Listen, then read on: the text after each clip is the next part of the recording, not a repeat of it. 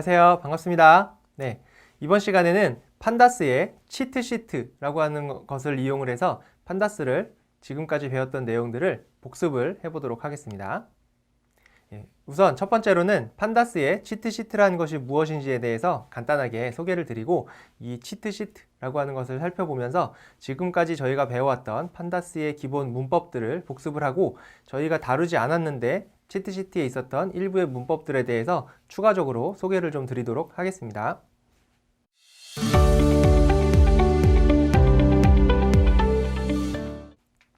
첫 번째로는 판다스의 치트시트라고 하는 것은 치트시트라는 말은 우리나라 말로 직역을 하면 컨닝페이퍼라고 하는 뜻입니다. 그래서 판다스에서 공식적으로 제공하는 컨닝페이퍼예요. 그러니까 여러분들이 판다스를 가지고 뭔가 프로그래밍을 하거나 코딩을 하실 때 좀 활용을 하시라는 거죠. 이렇게 옆에 두고 그냥 이렇게 컨닝페이퍼처럼 이걸 보고 따라 쓰라는 의미로 이렇게 치트시트라는 이름을 붙였는데요.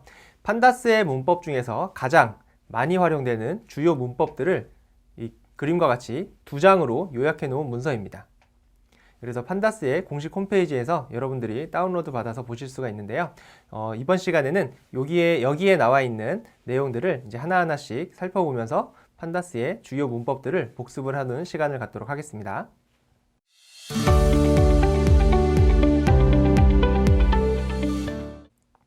첫 번째에는 데이터 프레임을 생성하는 구문들에 대한 내용들이 적혀 있습니다. 그래서 데이터 프레임을 생성을 하실 때에는 비어있는 생성자를 호출을 하시면 비어있는 데이터 프레임이 생성이 되고 거기 안에 데이터를 우리가 입력을 하게 되면 그 데이터를 가지고 있는 데이터 프레임이 생성이 되죠. 여기 있는 예제에서는 ABC라고 하는 키값을 가지고 있고 각각의 리스트로 3개의 값을 가지고 있는 사전 타입의 데이터를 데이터 프레임에 파라미터로 넘겨주게 되면 그 값을 가지고 있는 즉 키값이 컬럼이 되어서 ABC라고 하는 컬럼을 가지고 있는 그러한 데이터 프레임이 생성이 됩니다. 사전 타입으로도 데이터 프레임을 생성할 수 있을 뿐만 아니라 2차원 배열 형태의 그냥 단순한 그 배열을 데이터로 삼고 인덱스와 컬럼즈라고 하는 인자를 통해서 로우 인덱스와 컬럼 인덱스를 각각 지칭을 해서 데이터를 생성을 할 수도 있습니다.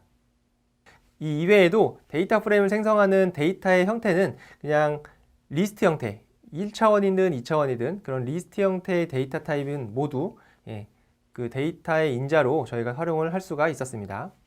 그리고 인덱스와 컬럼즈 인자 같은 경우에는 우리가 지정을 하지 않으면 0부터 시작해서 0, 1, 2 이와 같이 1씩 증가하는 값으로 기본 값으로 설정이 됩니다.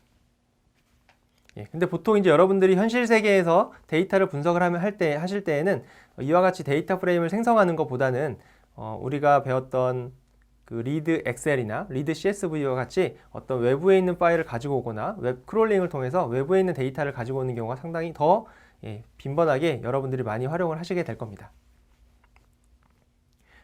그 다음에 나와 있는 부분은 데이터의 모양을 바꾸는 겁니다. 우리가 가지고 있는 데이터 프레임의 형태를 바꾸는 거죠. 그래서 리쉐이핑 데이터라고 표현이 되어져 있는데요.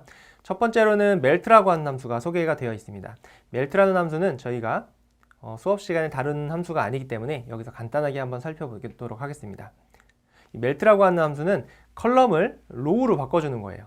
컬럼에 있는 컬럼들을 있는 내용을 로우로 바꿔주는 건데 여기에 있는 예제를 보시면 ABC라고 하는 컬럼을 가지고 있고 그 다음에 그 로우가 3개가 있죠. 로우가 0, 1, 2 해서 ABC 해가지고 3개가 있는데 이러한 형태의 데이터 프레임에서 멜트라고 하는 함수를 실행을 하시게 되면 여기 있는 그 실행 결과에서 보시는 바와 같이 키와 밸류의 형태로 이제 데이터를 녹여서 이제 키와 밸류의 형태로 만들어냅니다. 즉 여기 2개의 컬럼이 생겨져 있는데요. 베리어블이라고 하는 것은 컬럼명이 되고요. 그 컬럼명의 컬럼값, 컬럼명의 컬럼값 이런 식으로 이제 각각 그 키와 밸류의 형태로 데이터를 만들어내는 이게 바로 멜트라고 하는 함수입니다.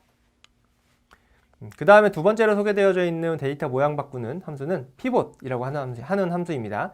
저희가 배웠던 피봇 테이블이랑은 달라요. 피봇 테이블은 그룹 바이, 저희가 뒤에 살펴보겠지만 그룹 집계를 하는 함수이고요. 이 피봇 함수는 단순히 그냥 데이터를 집계하는 게 아니라 데이터의 모양만 이렇게 바꿔주는 겁니다.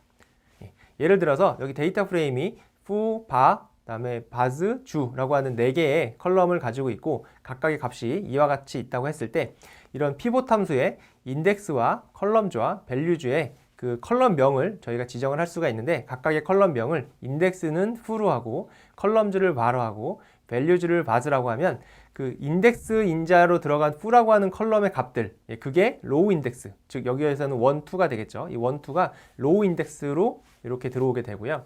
그 다음에 컬럼즈의 인자로 지정되어져 있는 bar라고 하는 컬럼의 값 즉 여기에서는 ABC죠. 여기 ABC라고 하는 것들이 컬럼명으로 이렇게 되면서 거기에 해당하는 값을 채워 넣는데 그 값을 채워 넣는 값들은 이 바즈라고 하는 컬럼에서 가지고 오겠다라고 하는 의미입니다.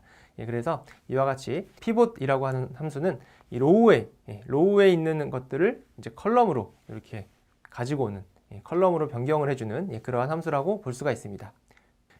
이 pivot이라고 하는 함수 이외에도 이와 같은 동작을 하는 거를 우리가 꼭 pivot이라고 하는 함수를 사용하지 않더라도 우리가 수업 시간에 배웠던 setIndex나 unstack 같은 함수들을 사용을 해서 이와 같이 동일한 결과를 얻을 수도 있습니다. 그래서 우리가 판다스에서 여러 번 해봤지만 그 동일한 내가 원하는 목적을 이루기 위해서는 여러 가지 형태의 구문들을 저희가 만들어낼 수가 있습니다. 그렇기 때문에 여러분들이 여러 가지 구문들을 잘 활용하실 수 있는 그러한 활용 능력을 키우시는 게 상당히 중요하다고 할 수가 있습니다. 그 다음에 이제 모양 바꾸기로 소개된 또 다른 함수는 컨캣이라고 하는 함수인데요. 여기에 이 컨캣이라고 하는 함수는 제가 데이터 합치기라고 하는 부분에서 배웠었죠. 두 개의 데이터 프레임을 컨캐트네이트, 이어 붙일 때 사용하는 함수였습니다. 그래서 그 첫 번째 인자로 리스트의 형태로 데이터 프레임의 목록을 전달을 해주고 그 데이터 프레임들을 로우 방향으로 합칠 건지 컬럼 방향으로 합칠 건지를 이제 엑시스라고 하는 인자로 지정을 해주면 로우 방향으로 합칠 경우도 있고 컬럼 방향으로 합칠 수도 있었죠. 그 이외에도 리쉐이핑 데이터, 즉 데이터 모양 바꾸기에서 소개되어져 있는 함수들은 sort values랑 sort index와 같이 데이터나 인덱스를 값을 기준으로 정렬하는 이런 정렬 함수들이 소개가 되어져 있고요.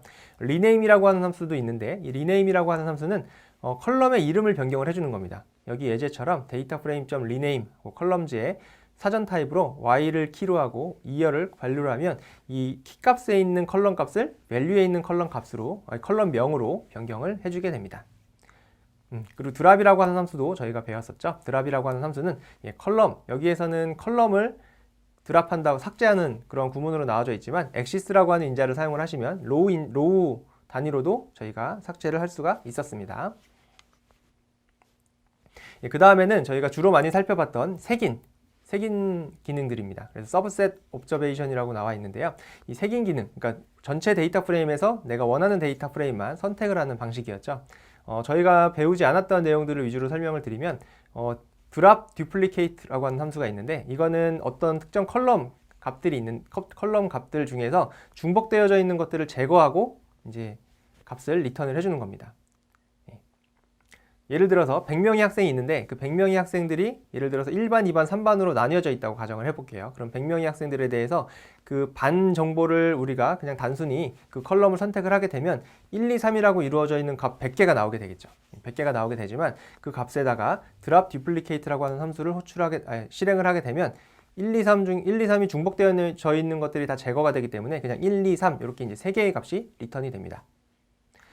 그 다음에 저희가 안 배운 함수들 중에 샘플이라고 하는 함수는 그냥 전체 데이터 프레임에서 랜덤으로 몇 개를 추출을 해주는 함수입니다. 그러니까 샘플링 해주는 거죠. 그래서 그 인자값으로 이 frac이라고 해서 그 비율 100개 중에 몇 퍼센트를 내가 샘플링 할 거냐라고 하는 식으로 0부터 1 사이의 값으로 지정을 해줄 수도 있고요. 아니면 n이라고 하는 인자를 통해서 특정 몇 개, 절대 수치로 몇 개를 샘플링 할 건지를 지정을 해서 일부의 데이터만 랜덤하게 샘플링해서 가지고 올 수가 있습니다. 그리고 nlargest나 nsmallest라고 하는 함수도 있는데 요거는 nlargest 같은 경우에는 전체 이 어떤 특정 컬럼의 값을 기준으로 이 컬럼 값들이 큰 거 상위 몇 개를 가져오는 거고요. nsmallest는 하위 몇 개를 가지고 오는 겁니다. 예를 들어서 코드를 잠깐 한번 보시면 이 데이터 프레임이 이와 같이 어떤 나라별로 인구와 GDP와 뭐 알파벳 그 줄임말 이렇게 이제 나라를 표현하는 줄임말 이렇게 세 개의 컬럼을 가지고 있다고 했을 때 여기에 데이터 프레임에 nlargest 함수를 이와 같이 첫 번째 인자로는 3으로 주시고 두 번째 인자로는 population을 주면 population 컬럼 값을 기준으로 가장 큰 3개, 상위 3개를 리턴을 해주는 이와 같은 함수입니다. 스몰리스트는 반대로 하위 3개를 가지고 오게 되겠죠. 계속해서 subset variables, 즉 그 색인 기능에 대해서 간단하게 살펴보면 우리가 이제 데이터 프레임에서 색인을 하실 때에는 기본적으로 컬럼을 먼저 저희가 색인을 한다고 했었죠. 그래서 어떤 컬럼을 색인을 할 때에는 이와 같이 색인 기호를 넣고 여러 개를 색인하고 싶은 경우에는 리스트의 형태로 담아서 컬럼명을 나열하시거나 혹은 특정 하나의 컬럼명을 지정을 하시면 그 컬럼들만 선택을 해서 가지고 올 수가 있습니다. 그리고 특정 컬럼과 특정 로우를 동시에 색인하고 싶은 경우에는 저희가 LOC나 ILOC에 두 개의 인자를 줬었죠. 그래서 첫 번째 인자는 로우 인덱스에 해당하는 정보, 두 번째 인자는 컬럼 인덱스에 해당하는 정보들을 이렇게 지정을 해서 그 각각의 인덱스의 모양은 그냥 단순하게 리스트의 형태로 주실 수도 있고요. 조건 색인으로 주실 수도 있고 혹은 슬라이싱 형태로도 주실 수가 있습니다. 이 형태는 자유롭고 첫 번째 인자가 로우 인덱스에 대한 정보, 두 번째 인자가 컬럼 인덱스에 대한 정보를 지정을 해주시면 저희가 원하는 데이터만 색인을 해올 수가 있었습니다. 색인을 해오는 또 다른 함수로는 여기 치트시트에서 필터라고 하는 함수를 소개를 하고 있는데요. 이 필터라고 하는 함수를 유용하게 사용할 수 있는 그런 케이스들이 있는데 그 케이스를 좀 살펴보도록 할게요. 이 필터라고 하는 함수를 코드를 한번 통해서 간단하게 보시면 예를 들어서 데이터 프레임에 1, 2, 3라고 하는 3개의 컬럼이 있고 마우스와 레빗이라고 하는 2개의 로우가 있다고 가정을 하겠습니다. 여기에 이제 내가 원하는 데이터를 필터, 그러니까 색인하는 거죠. 색인해서 가지고 오려고 하는데요. 여기에 아이템즈라고 하는 인자에 1, 3 이렇게 컬럼명을 리스트로 전달하시면 우리가 이전에 했던 것처럼 그냥 우리가 이전에 했던 것처럼 두 개의 컬럼만 선택해서 색인을 해오게 됩니다. 그래서 이와 같은 경우에는 굳이 이제 필터를 사용하실 필요가 굳이 없는데 이제 이런 경우들이 가능해요. 어떤 경우들이 가능하냐면 여기에서는 그 정규 표현식으로 우리가 컬럼명을 이렇게 추출을 해낼 수가 있습니다. 예를 들어서 이와 같이 데이터 프레임.필터의 인자로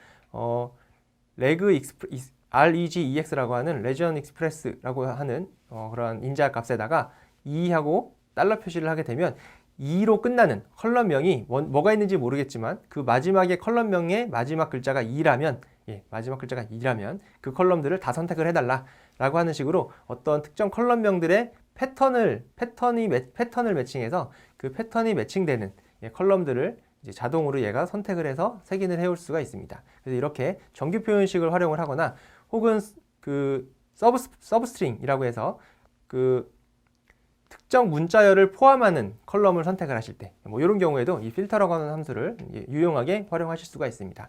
예를 들어서 여기에는 BBI, 레빗의 이 BBI라고 하는 서브스트링 있잖아요. 그러니까 서브스트링이 있는데 그 서브스트링을 포함하는 이 BBI라고 하는 문자열을 포함하는 모든 로우를 선택을 해달라라고 하게 되면 이렇게 like라고 하는 인자에 내가 포함시키고 싶은 포함 여부를 체크하고 싶은 그러한 문자열을 인자값으로 전달을 하시고 엑시스에 이제 0 아니면 1을 지정을 해주시면 0이라고 지정하면 로우들 중에서 저 문자열을 포함하고 있는 로우들을 선택을 할 것이고 엑시스가 1이라면 컬럼명들 중에서 저 문자열을 포함하고 있는 컬럼들을 선택을 해서 색인을 해올 수가 있게 됩니다. 그래서 이와 같이 서브스트링 매칭을 하거나 그런 정규 표현식으로 어떤 특정 문자열 패턴을 통해서 로우나 컬럼을 색인하고 싶은 경우에는 이런 필터 함수를 저희가 사용을 할 수가 있습니다.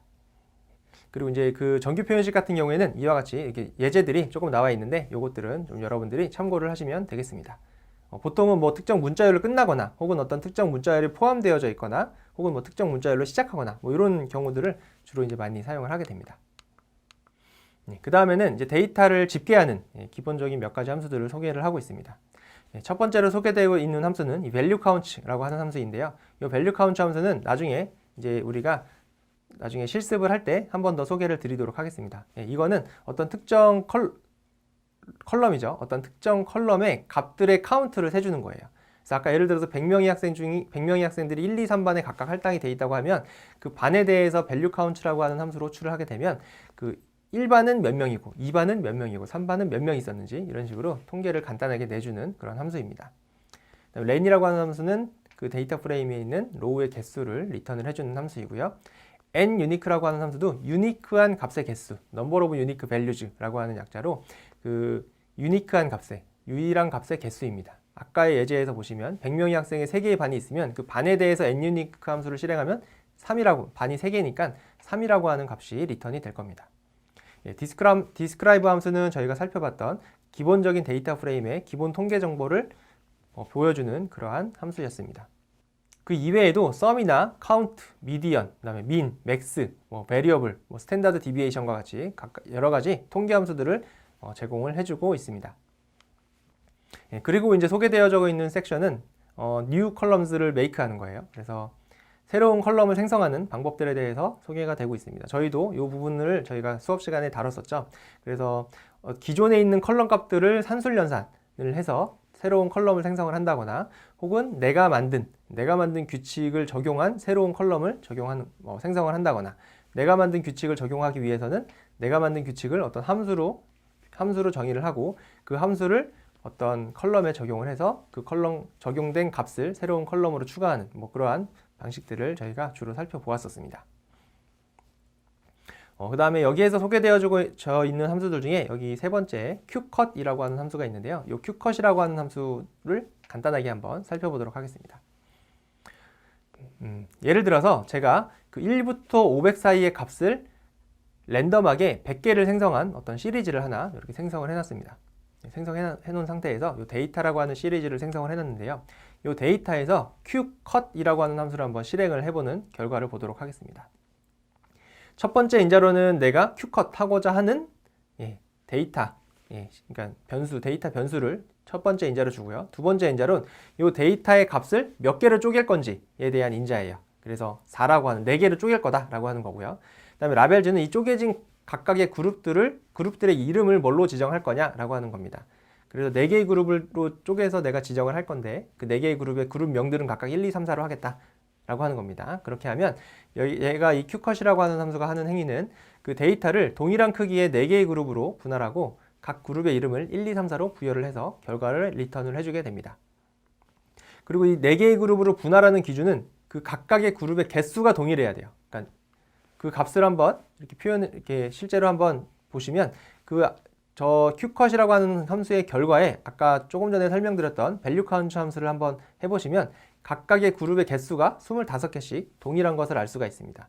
그래서 이 값이 어떤 식으로 분포되어져 있는지 상관없이 이 qcut이라고 하는 함수는 내가 정해놓은 그룹의 개수만큼 데이터를 이렇게 그룹핑 하는데 그 그룹의 크기를 동일하게 해주는 함수가 이 qcut이라고 하는 함수입니다.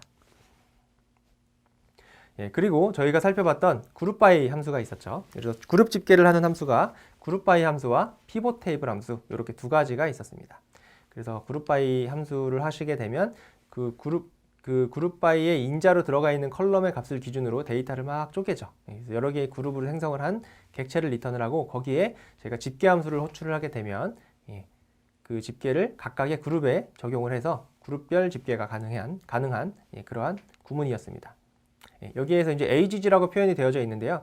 그 AGG의 인자로 특정 그 집계 함수의 명을 이렇게 써주셔도 되고요. 아니면 그냥 곧바로 그 특정 집계 함수를 이렇게 호출을 하셔도 동일한 구문이라고 생각을 하시면 되겠습니다.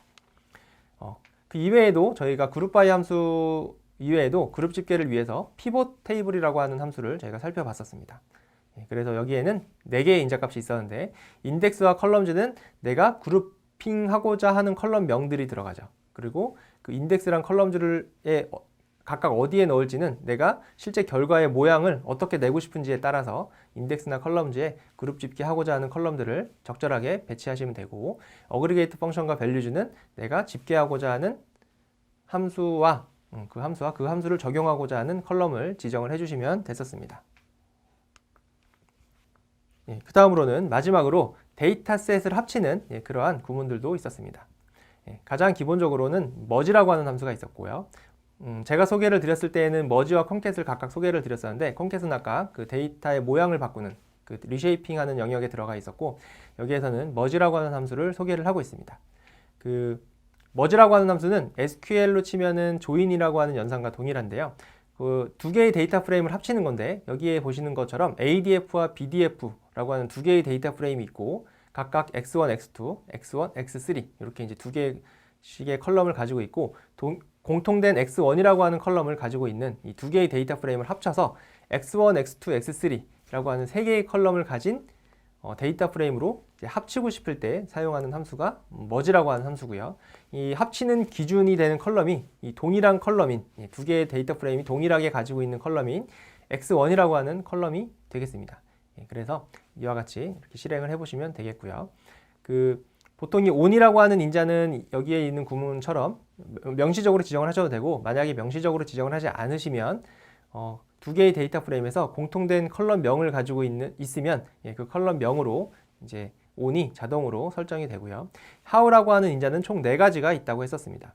그래서 how는 left, right, outer, inner 이렇게 총 4가지가 있는데요. 크게 따지면은 inner랑 outer 2가지가 있었죠. inner라고 하는 것을 먼저 설명을 드리면, 그 how가 inner라고 하는 거는 그 x1이라고 하는 여기에서 그 머지하고자 하는 기준 컬럼의 값이 같은 애들끼리 연결이 돼서 결과로 도출이 되는 것이 이제 inner라고 하는 방식이었다면, outer라고 하는 방식은 크게 left outer와 right outer와 fully outer 이렇게 3가지가 있고요. 그게 각각 how의 left, right, outer라고 하는 인자값으로 전달을 해주시면 되는데요. 이거 같은 경우에 outer 같은 경우에는 left outer 같은 경우에는 inner 방식으로 했던 결과에다가 플러스 알파로 왼쪽, 즉 left에 있던 데이터 프레임 데이터 중에서 실제 결과에 포함되어져 있지 않은 애들을 포함시키는 겁니다. 여기에서 예를 들면 x1 값이 a와 b는 두 개의 데이터 프레임에 모두 있기 때문에 이너 조인의 결과로 도출이 되지만, c나 d 같은 경우는 둘 중에 한 군데만 있기 때문에 도출이 안 되죠. 하지만 그 how라고 하는 인자를 left로 바꾸게 되면, 예를 들어서 left로 바꾸게 되면 그 왼쪽에 있는, 즉 여기 ADF에 있는 이 c라고 하는 값이 실제 결과에 포함이 되는 겁니다. 최종 결과에. 마찬가지로 right outer 같은 경우에는 오른쪽에 있는 저 BDF에 있는 x1이 d인 이러한 그 로우 행이 실제 결과에 포함이 되는 거고요. outer 같은 경우에는 그 두 개 다 포함이 되는 그러한 형태로 이 how라고 하는 인자를 통해서 머지하는 그런 방식이 조금씩 변경이 되었었습니다. 네, 여기까지 저희가 판다스에서 공식적으로 제공해주는 치트시트라고 하는 그러한 컨닝 페이퍼라고 하는 거를 이용을 해서 저희가 간단하게 지금까지 했었던 그 판다스에 대한 기본적인 문법들을 조금 살펴보고 조금 리뷰하는 시간을 가졌습니다. 네, 그럼 다음 차시에서는 이러한 여태까지 지금 저희가 배웠던 그런 판다스의 기본 문법들을 활용을 해서 실제로 어떤 좀 재밌는 데이터, 영화평점이라고 하는 그런 좀 재밌는 데이터를 가지고 실제로 한번 분석을 해보면서 이러한 문법들이 어떻게 활용되고 있는지를 계속해서 살펴보도록 하겠습니다. 네, 그럼 수고하셨습니다.